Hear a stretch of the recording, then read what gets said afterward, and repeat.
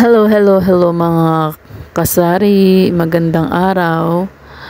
Araw-araw na lang nagre-restock tayo sa mga paninda natin na nauubos. So, kaya wala tayong choice kundi lagyan ulit ng lagyan yung mga lagayan natin na wala ng mga stock. Kaya ayan, nag-ala so Spider-Man na naman ng person dyan. Sabit-sabit lang, kuha ng stock. Yan lang kasi yung lagayan ko ng stock ko ng mga gatas, kape, tsaka mga Milo.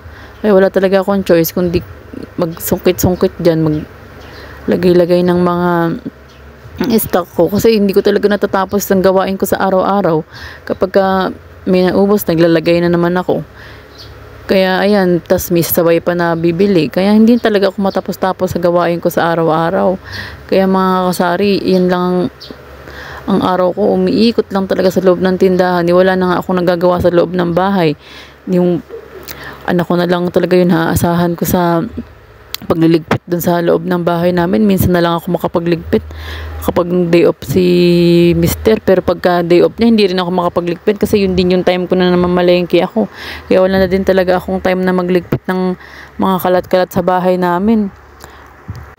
Pero ganun pa man ang araw-araw ko kasari, hindi ako sumusuko sa hamon ng buhay. Siyempre, kung ito talaga yung itinalaga sa atin ng langit, bakit hindi natin pagyamanin, di ba?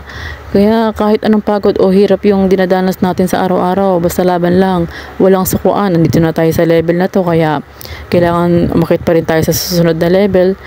Kaya laban lang talaga. Bawal sumuko sa, sabi nga nila, kapag sumuko ka, talo ka. O kaya kahit nahihirapan ka na, kahit na alam mo na, ramdam mo na pasuko na yung katawan mo o yung katawang lupa mo, ganoon talaga, wala tayong choice hindi naman tayo pinanganak ng mayaman, kaya wala tayong magagawa kundi suportahan na lang at i-push na lang kung anong meron.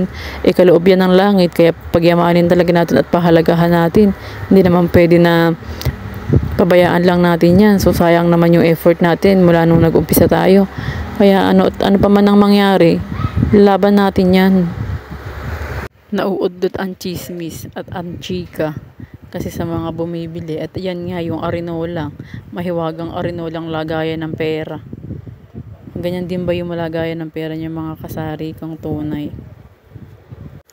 At yan lang po mga kasari. Sana po huwag kayong magsawa sa aking video at sa upload araw-araw. Maraming salamat sa panonood.